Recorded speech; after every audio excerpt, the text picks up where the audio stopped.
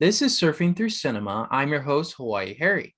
Today I'll be discussing the next film for James Bond Week with my very special guest, Alex Figueroa of the Action Movie Guys podcast. Today we'll be discussing the one where Bond is expected to die, not talk. We're, of course, talking about Goldfinger from 1963.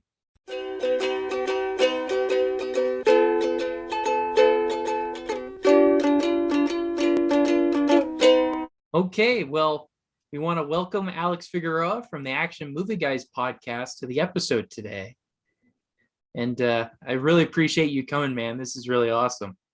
Yeah, it's fun. Thank you for having me. I love Bond. That is my number one franchise. So I'm happy to lend a hand when it comes to any of the Bond movies. Heck yeah. So starting off, because today we're talking about Goldfinger, what were your initial thoughts on the plot? What you liked, what you didn't like? All right. So in terms of the plot, it was weird, right? Because a lot of the doubles. So we have 25 films, right? 25, including the No Time to Die, I believe. I believe, yeah. Some of the plot lines are wacky, makes no sense. You're like, well, what the hell? But this one actually, to me, the villain had an actual goal that you're like, okay, if he actually succeeded in this, the world is screwed, right? Right. And I liked it. I thought this was actually a pretty not plausible, like it could really happen, but I enjoyed it. I thought it was really good. The stakes were high. Goldfinger pretty much told 007 what he was gonna do, pretty much, and then he sneaked into the meeting when he actually told the exact plan of what was gonna happen.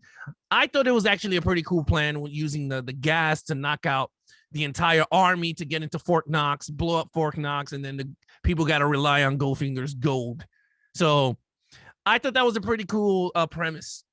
I don't know what you think. I also like that premise of the Fort Knox thing because, well, what I like about Goldfinger in general is he's going to go through with it whether or not James Bond is in his way or not, right? Yeah. Like he's doing it in spite of Bond, not because of Bond or anything like that. So I really like that setting in general. I think that's a great setting. Yeah, and it's rare, right? Because we've seen a lot of movies and they never use Fort Knox. Like they never even used that as a plot. And 007 did. I mean, out of all the movies, I bet there is.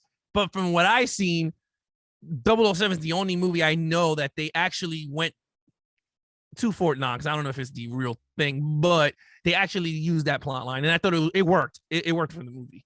Another part about the plot I thought was kind of useless. The Masterson sisters.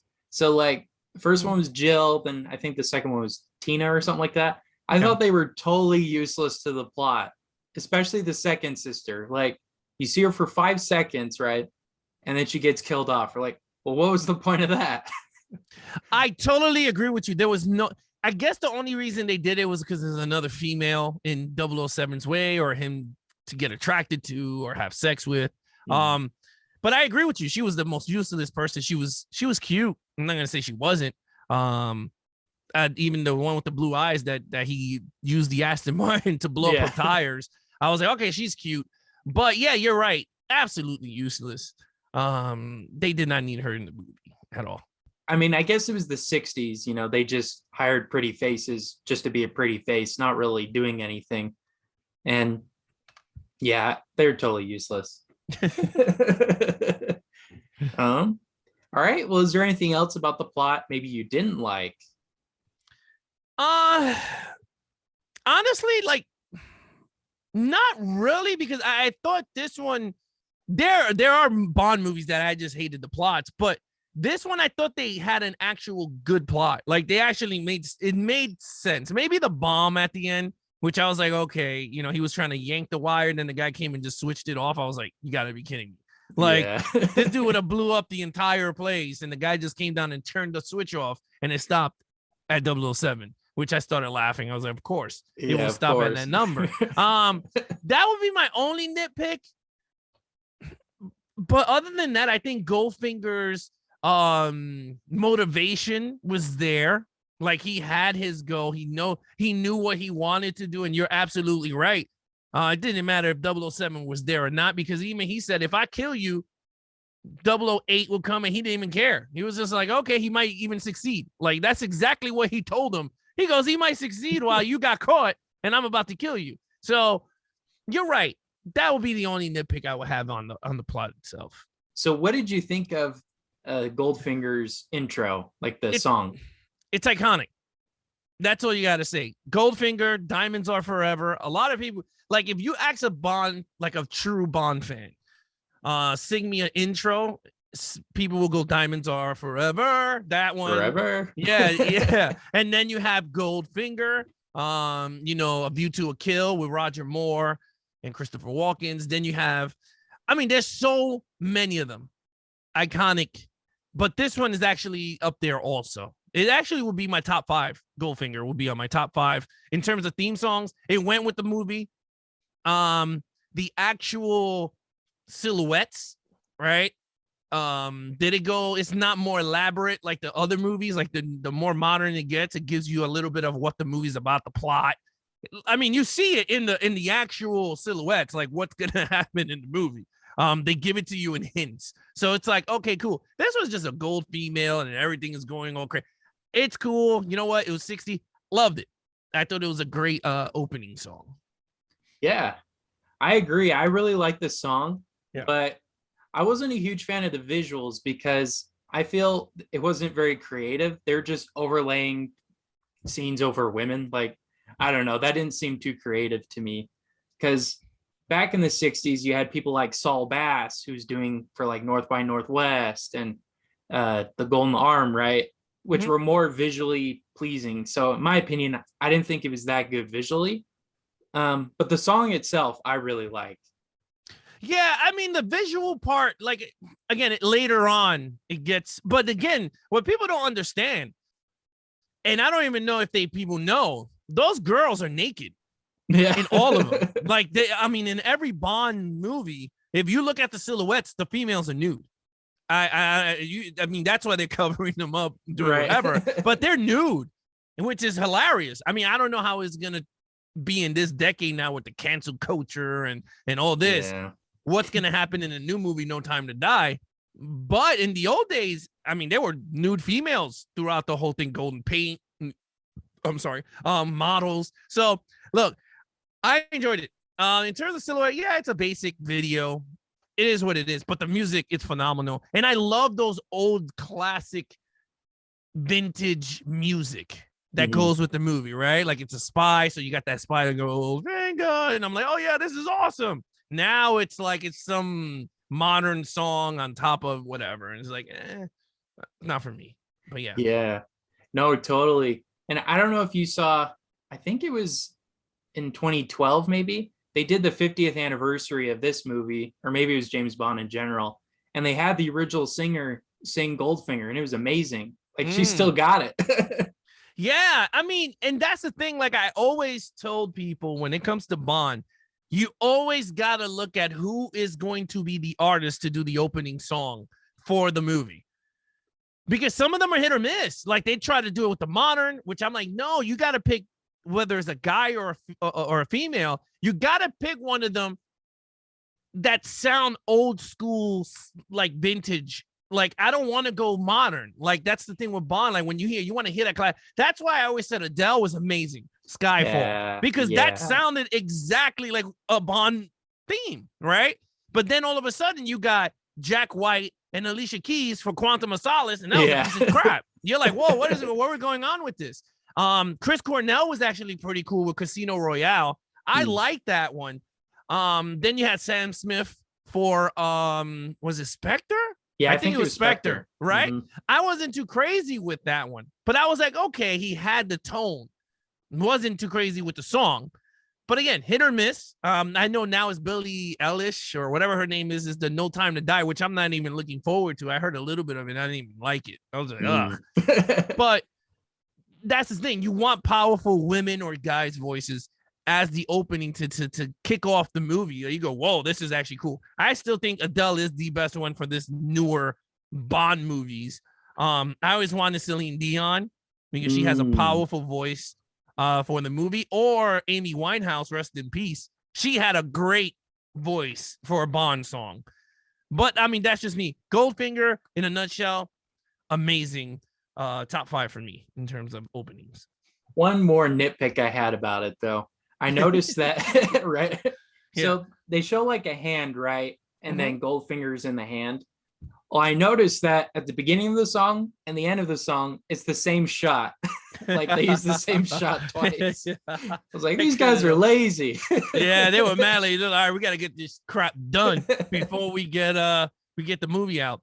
It's funny because I don't know if we don't have it here to talk about. But did you notice the cold open to this movie is exactly the same opening to True Lies with Arnold Schwarzenegger? Oh my goodness, is it? I Yeah, haven't noticed that. No. so rewatch it, and you know what? You could DM me on Instagram if once you rewatch it because you've seen Goldfinger, right? Yeah, yeah. It's exactly the same way. Arnold Schwarzenegger comes through the ice in a black swimsuit with with whatever.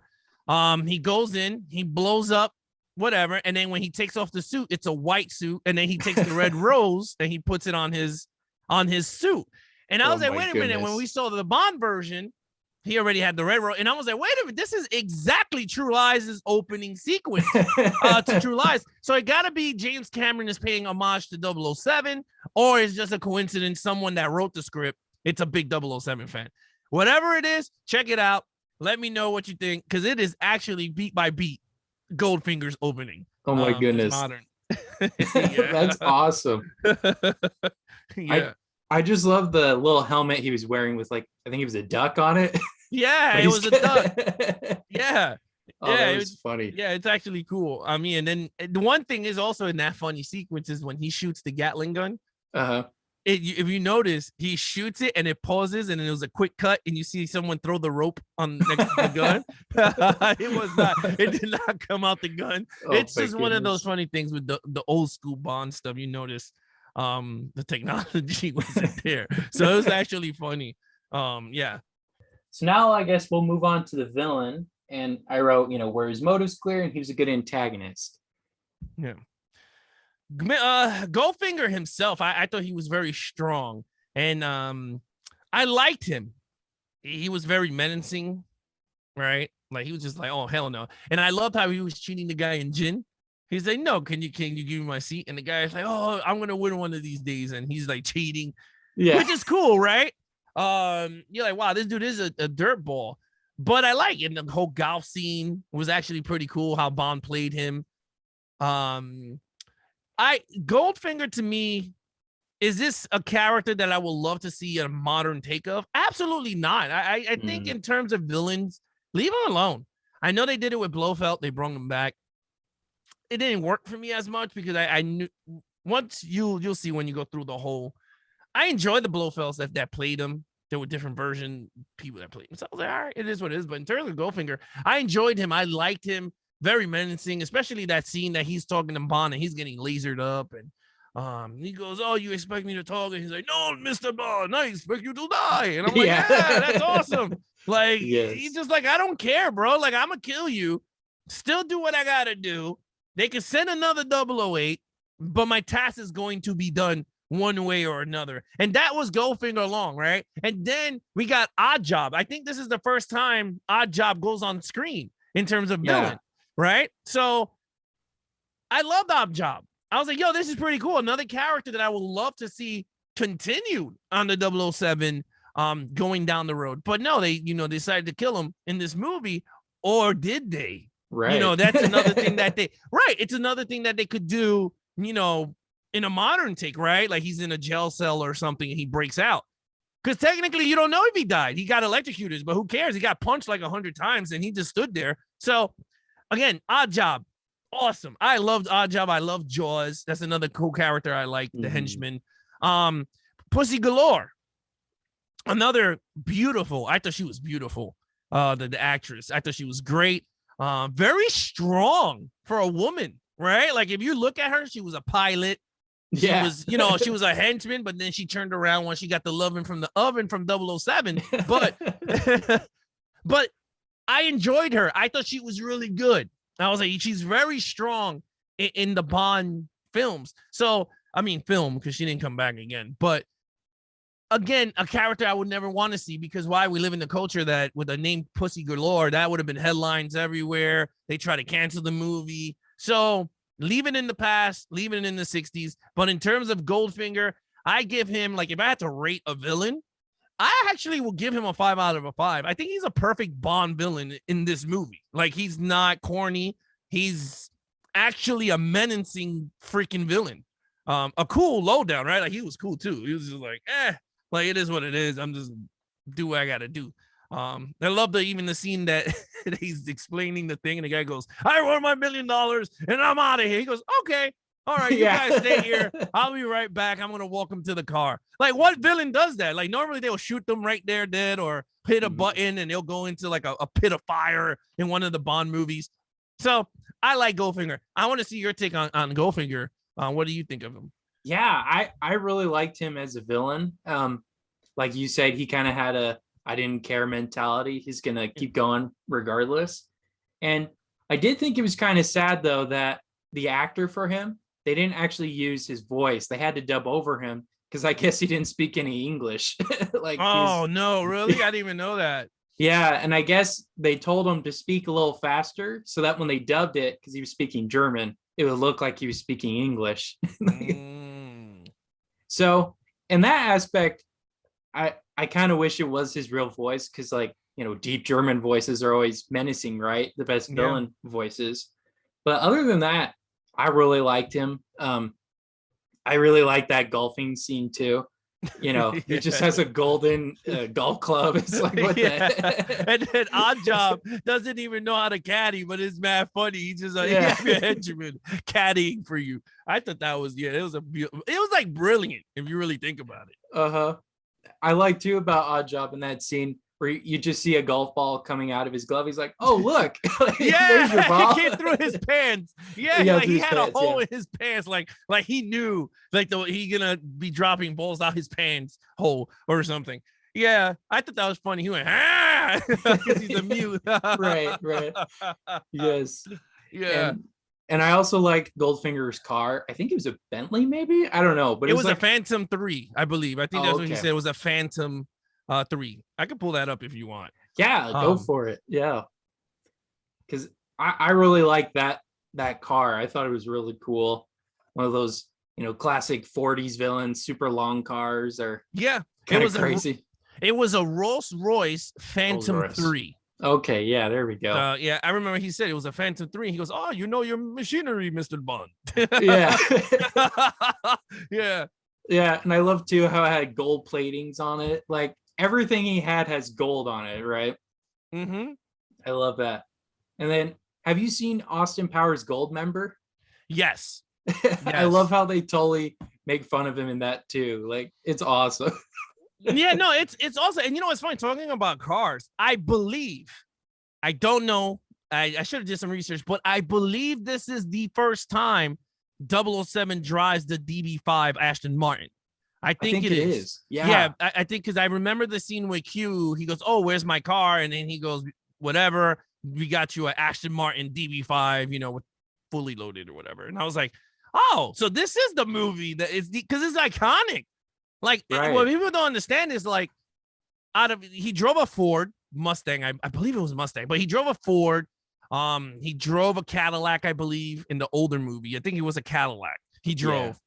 This is the first time he gets an Aston Martin. Like, this is like where Aston Martin got put on the map of movie cars, because, like, even if you notice when they did Skyfall, when him and Judi Dench is about to run away from the country because Javier Bardem is looking for them. He goes, "We got to get out of here." And he goes into his garage. And what car is? The DB5 from Goldfinger.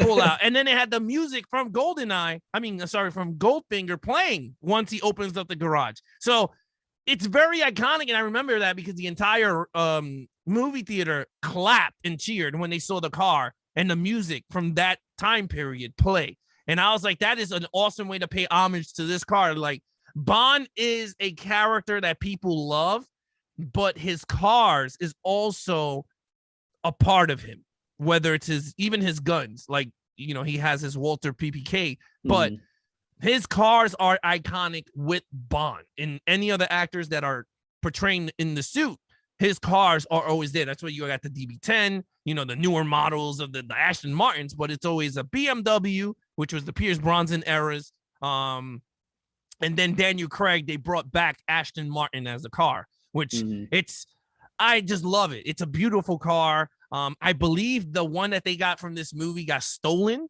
They just did. Yeah, it's a weird story. If you want to check it out, check it out. It's a weird story for this movie prop car.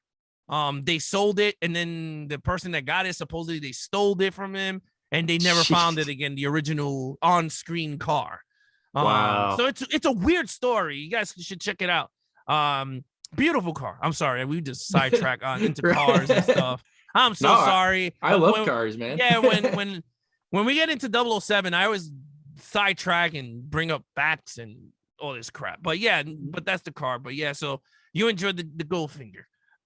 Yeah. Yeah. All right. Well, that's the villain and plot and opening song. We're going to go on a break real quick. But first, here's a message from our sponsor. This podcast is brought to you by Anchor. If you haven't heard about Anchor, it's the easiest way to make a podcast. Here's how. It's totally free. There are tools that allow you to record and edit your podcast from your computer and even your cell phone. But that's not all. Anchor distributes your podcast for you so it can be heard on Spotify, Apple Podcasts, and many, many more. You could even make money from your podcast with no minimum listenership.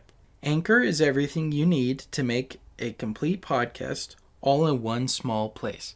So go on and download the Anchor app or go to anchor.fm to get started today. Now that we're back from our very short break, let's now discuss the Bond girl. So I think in this one, Pussy Galore is considered the main Bond girl. Yeah. So yeah, what were your thoughts about her mainly? Well, I mean, we covered it in the first half of the break, but in terms of Pussy Galore, and I thought she was great. I thought she was good. I thought the actress was beautiful. I even thought she was sexy, to be honest with you. I was like, wow, she's really gorgeous, especially when he opens his eyes for the first time and you see her blue eyes. And I thought it was cool. The only scene that I had a little bit trouble with, which I was like, man, this will not fly now, is the scene that they're going into the barn. Oh, and they're jujitsuing each other all over the place. And then he forced himself on her, which I was like, man, it will not fly now. I understand in the movie, it is in the movie, but in terms of nowadays, I don't think it will fly. I think people will have a problem with it, right? He's raping her or some weird thing they might say. Yeah. But I thought Pussy Galore, like I said in the beginning, I thought she was a very strong actress that played the character. I liked her a lot. I thought she was very good and believable, right? Some of these Bond girls are not good as Bond girls, but no, I thought she ranks up there for me in terms of Bond girls. She for me would be top 3 of Bond girls. Mm-hmm. Yeah, I agree. She really is a really good one. I started out with Dr. No, right? I didn't like Ursula Andress. She's kind of a terrible actress. And the one in From Russia with Love, she was better, but again, same problem. But I really like this one because, she kind of plays with Bond. She doesn't initially fall for him. She kind of plays, I guess, hard to get, right? But I also like how she has her own like crew and is a really good pilot, and which is totally like way different for something you would see in the 60s, right? Like usually they'd be a secretary or something like that, but no, she's like in charge of all these other women. It's pretty awesome. Yeah, I mean, you're right. I mean, she's a leader. She trained them how to be really good pilots. She's good with a gun, supposedly, because she had a gun on them. So you're right. She played hard to get.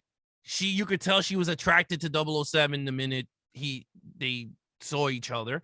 But she was with Goldfinger at the time. So, and it's because of her, the ending happened, right? Like if she never turned that nerve gas or told them go called Washington, they would never, the plan actually would have worked, to be honest with you. If it wasn't for Pussy Galore. So yeah, I mean, I liked her a lot. I like I said, I don't want to say how many other Bond girls out there because I know you're doing your marathon and I don't want to spoil it until you hit those movies, and we could talk about it later. But I think to me, she's top 3 of the Bond women. And she had a great character development because you saw a lot of her traits started to come. Oh, okay, she's a pilot. Oh, okay, she does this. So I like that. What did you think of the girl in the beginning that Goldfinger was paying her just to just to be with him in public? I was just like, oh Lord. Yeah, I was like, is that kind of like a slave in a way? I don't know. It felt that's it, right? It's like a prostitute. I thought it was like a prostitute. Like, wait, he's paying you to be with him in public and to cheat on Jin. Yeah. I'm like, that's like the best job ever if you really think about it. Yeah. But I guess that didn't end up too well for her though, right? No, and again, it's a good thing that you brought that up in this segment of Bond girls, because that scene is another iconic movie moment in film history, right? You never seen that. You never did, right? Like I always said, even when we did the podcast of Indiana Jones 1 and 2 and 3, what made Indiana Jones amazing is that they had movie moments that will be forever etched in history, right? You have the boulders in the first one. You got the iconic bridge scene with Harrison Ford. Then you got Sean Connery and him with the Holy Grail, right? Like that scene, the father and son. So you're like, wait, this is iconic. You're like, wait a minute, what the hell? Like he goes and gets a new champagne bottle. Oddjob gives him the judo chop, right? Knocks him out. He wakes up, and what happens? You see that lady on the bed covered in gold.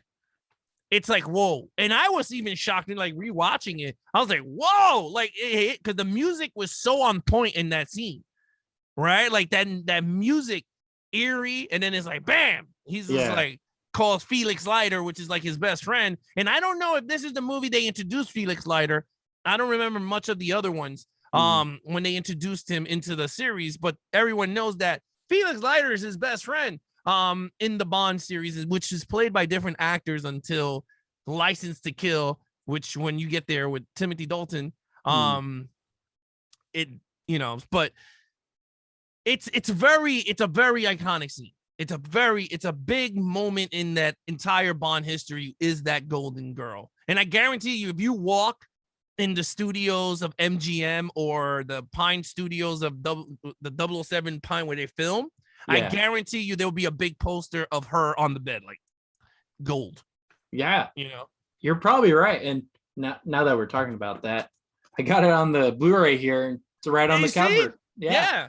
And look, and I got the other cover, and look what's on the cover. Yeah, there you go. So it's a turning point in the movie. You're like, holy crap! Like Goldfinger don't play. He'll give you in gold. Yeah.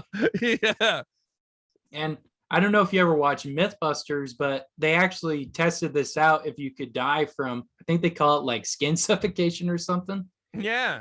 Turned out to be false, but yeah. But I really like that episode of Mythbusters. They tested a bunch of other Bond theories, things. right? Yeah. That was a great. I remember watching some of it.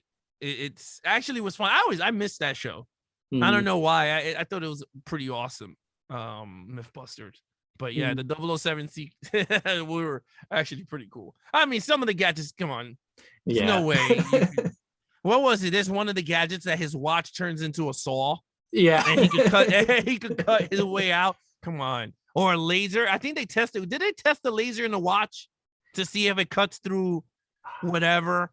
I don't know. I got to remember which one it was. But yeah, stuff like that, like a high powerful laser that could cut through anything. And, I mean, it's great for fantasy, right? You love it. It's cool. But yeah, Bond girl, man. Pussy galore, A+, and the chicken gold, A+. For dying, I guess. Yeah, right. She only did 2 scenes, right? She did 2 scenes. She's the most iconic person in the entire film. Is her. So now we'll move on to Bond himself. Was this a good example of James Bond for you? Oh, man. So Sean Connery, right? Because when it's hard with Bond, like, because Bond does change movie to movie, whether it's his, Mhm. his angry Bond or happy Bond or sexual Bond Yeah. or whatever version of Bond you get. Because like I think it's Dr. No when he's like, I feel like he's like raping every woman, right? He throws himself on Yeah. like everybody. He Pretty grabs them by much, the yeah. bra and he's smacking them. And I'm like, whoa, what is wrong with you, dude? So in terms of Goldfinger Bond, I liked him. I thought he was good. I think this is the Bond I wanted to see more of with more Sean Connery, because I believe Diamonds Are Forever is next, and that's his last movie. I don't know. Unless there's one more movie or something like I that. think there's 2 more. I think next is Thunderball, and then you only live Thunderball. twice. Yes. So Diamond Are Forever is the final one that he does in the Yeah. Bond suit, right? For the canon ones, because he did another one. Never say never. Yeah. Right. But okay, so it's Thunderball. Right. Okay, yeah. So I liked him in this version. I think this is the one that, to me, if it goes through all these movies, I think this is my favorite version of Sean Connery as Bond. If you ask me, I will say Goldfinger. I don't remember much of Thunderball and the other ones. Any Diamonds Are Forever I like, but I think the Bond that I enjoyed more was this version. Yeah. He was scared when he knew Goldfinger is gonna kill him. He was scared and he was scrambling like, like what the hell am I gonna say to get the hell out of here? Yeah. So other than that, he didn't use much gadgets than he did in the other prior movies, right? So I think if you ask me, I would say I would give him a 4 out of 5 in Goldfinger. I can't give him perfect, because perfect is really hard to say, right? Because then he has to portray through. I give him a 4 out of 5. I think he was great in this movie as Bond. Yeah. No, I agree. I think this is the best one he did. At least of the ones I've seen, right? But yeah, I like you said, I like when he was scared with the laser coming towards his 007. It's 007. And I don't know, because I think was it From Russia with Love? I can't remember, but in one of them, he's more of like a killer the whole time, and which I kind of like, but I like this one more because he's a little bit more charismatic and more funny. He's not like completely serious. I think it was From Russia with Love, where he's just a brutal killer most of the time. Yes, no, it was that movie. That's the one with the jetpack, right? He comes out with the jetpack. He's like, I can't remember. Yeah, I think that's the gadget that he wears. He puts on the jetpack to get out of a situation. But yeah, that one, he is a brute. He's a brute. He's a brute killer. And I think too, just in general, I think after this one, they try to base all the other Bond films on this one, where it's kind of mixture of charisma and action and violence and whatnot. But yeah, because when I watched this one, it seemed pretty similar to, which one was it? One of the Roger Moore ones. I think it was The Spy Who Loved Me. It seemed pretty similar to that a little bit, like the storyline anyway. Yeah. So I wonder if they use this as like a template really to making a good Bond film. It could be, right? Because I think when it comes to Roger Moore era, I think they started to go wacky. Like they started to make him more comical than spy, than action. And I think that's where Roger Moore has some good movies. I'm not saying he's horrible. I am not saying he's like a bad Bond. I actually like Roger Moore. And a lot of people actually likes Roger Moore. So I agree with you. I think he starts to go more the charismatic area, where it should have been like this blend of both worlds colliding. Yeah. I mean, I give him 4 or 5. I like him. Yeah. So what would your overall score for the film be? I usually do out of 10, but yeah, what is your 10. overall? Yeah, I'll give you a 10. I give it a 9 out of a 10. Yeah. I think it'll be my top 5 of Bond movies. It still holds up. I mean, even like watching it yesterday and into today, it still holds up. I was not bored. I mean, there are Bond movies that are boring. I mean, there's just hands down, you know it. You're gonna sit through. Ain't no secret that Moonraker is the worst Roger Moore movie, and it's horrible. Okay, Yeah. we all know that. It's just a boring ass movie. There's nothing. There's no defending the movie. I bet there's people out there that love it. It's just Moonraker to me is boring. I fall asleep all the time. It just doesn't hold up for me. Goldfinger holds up.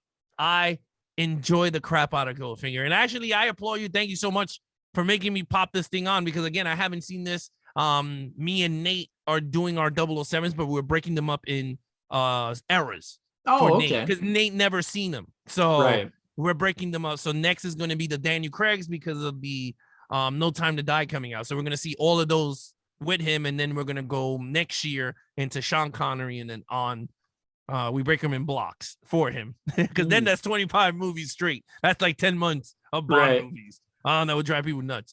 But no, I love Goldfinger. If you ask me, Skyfall would always be my number one, and then would be my number two would be Goldfinger in terms of movie. Yeah, I think it's too early for me to determine now, just because I've only seen a few from each Bond. I haven't seen all of them yet, but I do think this one will be at least the top 5 for me. I gave it a 8 out of 10. Yeah. Okay. Well, my question to you is, you already saw Russia with Love, Dr. No, and this is the third one, right? Okay, so out of the 3, which one to you is the strongest? Would it be Goldfinger? Oh, definitely. Yeah, this is the best of those. Okay. Like, because I know Dr. No, to me, it's iconic because the first one. But it's a hit or miss. I think for people, because they go, oh, it's crap. It's not crap. At the time that it came out, it was good. The storyline to me was just one of those wonky storylines. Like, it was just, okay. It is what it is. But this one, I think it's a strong overall story. Villain, Bond girl, Bond gadgets. We didn't even talk about Q. In this movie. So it's just one of those things, right? I don't know. What did you think of Q? I know we got to wrap up soon because we're about to hit the ending now. But what did you just quick? What did you think of Q in this one? Yeah, I think he was a lot better in this one. It really kind of flushes out his character, well, as much as you can in 2 minutes, right? But yeah, all his scenes are 2 minutes, right? Because I'm pretty sure he first appeared in From Russia with Love, but it was like very, very short amount of time. So I think this is like very first introduction of him really showing what his character is like. And I kind of like the comedic moment they have where he's like, I don't joke about my work, Mr. Bond. Like, oh yeah, I never joke about this 007. Yeah, like yeah. Yeah. So I really like him. I think he adds kind of dry humor to it because he's not trying to be funny, but he is funny, you know. And you know, it's funny. You're right. He did first appear in Russia with Love. That's his first movie that he came out in. The thing about Q that I love is the dynamic between him and Bond, right? Love or hate. They respect each other. Throughout the movies, you get the banter between Bond and him because Bond always loses the gadgets or he breaks the gadgets and he gets mad. Like even with the cars, right? 007, please bring it back in one piece. And then next thing you know, he crashes it into something or he blows it up.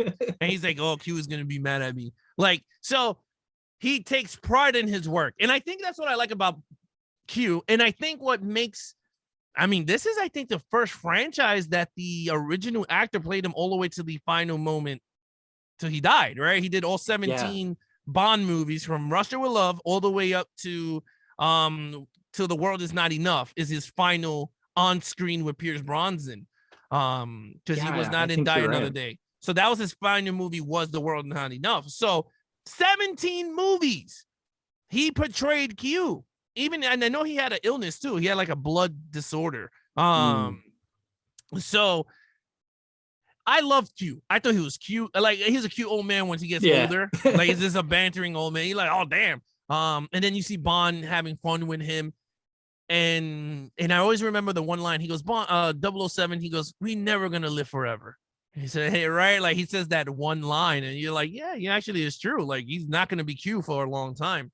And that scene always gets me emotional because that's the final scene you ever see Bond with Q. Oh wow. The original Q. Right. The Not. I original mean, you get Q in the other ones because remember they replaced them with another what's his name? And it's another Gary Cleese or something like that. Oh, John Cleese, yeah. John Cleese plays Yeah. him, plays not him, but plays another version of Q. So Right. that is emotional for any Bond fan because you know when they have that final line when he says, "Did I ever teach you anything?" And then he looks at him and he goes, "I always taught you there's always an escape or something." That he hits the button and then he goes down and disappears. That's the final time you see Q end up in the movie, like in any of the films. So I love Q. Very big in the movie. Moneypenny, another one, iconic characters is Q, Moneypenny.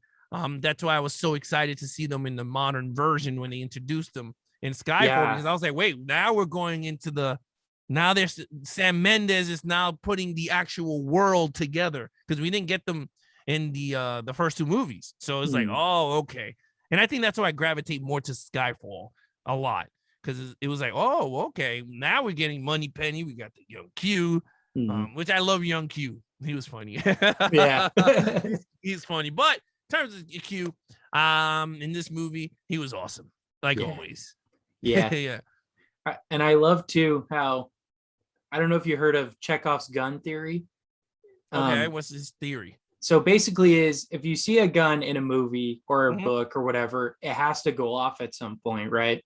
So that's kind of what Q did in this movie, where he's like, don't ever push this red button, which he does. He pushes the red button later on to eject a bad guy. So I kind of like that aspect of it too. Yeah, no. It's funny. It's funny with the Bond movies. Q always gives him gadgets that he needs exactly in a thing, right? Like he never gives him a gadget that he never uses. He's like 007, I'm going to give you a brand new belt that can shoot 450 feet and it can hold whatever pounds. And you're like, oh, okay, when the hell is he going to use that? Next thing you know, like 30 minutes into the movie, he's like, he grabs his belt, he shoots it, and you're like, well, oh, there you go. So you already know when Q goes, I'm giving you this pen, he's using the pen. If you see him give him a car that has like a scanning mechanism, he's going to use the car and he's going to scan something. He had a printer in the car. He has a scanner. I mean, there's heat-seeking missiles in the car. He's going to shoot two of them just to see if it works. So again, I love Q for that point. So you know what gadgets are going to be used in the movie. Yep, basically, yeah. I'm giving you a brand new car. Guess what? He's going to have a chase scene or a driving scene with all the gadgets. I mean, he used every gadget in this movie. He popped the tires of the car. He used the ejection seat. The bulletproof glass. They shot it all up. Nothing happened. He used the machine guns in the headlights. So, yeah. That's pretty much it. Thanks again for being on, Alex. And tell the folks where they can find you at. All right, so anything action movie guys, you can find us on podcasts. You can find us on Apple Podcasts, Spotify, TuneIn Radio. Anywhere you listen to your podcast on, just search Action Movie Guys. We are returning back to live streaming this year, November 1st, Monday at 9 p.m. Me and Nate are returning back to live streaming on the Action Movie Guys YouTube channel. Right now it's going to be the newest update is going to be Suicide Squad. That's going to be the newest review. That's going to be going up today for the movie. And then I am still editing every podcast episode so I can put it up on the YouTube channel. That's why I haven't been doing much newer reviews of action movies, is because I'm still doing those reviews. But other than that, that's pretty much it. And then Instagram at Action Movie Guys Podcast. All right. Well, thanks again, Alex. It was really, really fun. I definitely want to have you on again because you're definitely the 007 guru. 007 guru. No, thank you so much. I mean, this is fun. I enjoy doing stuff like this, whether it's 007. Another one of my passions is Ghostbusters too. I love sitting down and talking Ghostbusters 1 and 2. But yeah, I mean, it's just great talking 007. That's a movie franchise I just don't want to die. Yep. Out of all this stupid stuff that we're getting new and comic book movies, I just want more 007. Yep. It has no time to die. That's right. Oh, that's a good one. I like that. That's a good one. That's a nice way to use that. Okay, so those are our thoughts about Goldfinger. Next time, I'll be discussing the next film for Disney Week, all about Robin Hood, but this time with animals. This episode is about Robin Hood from 1973. Until next time, this has been Surfing Through Cinema with Hawaii Harry and our guest, Alex Figueroa. Take care. Bye-bye.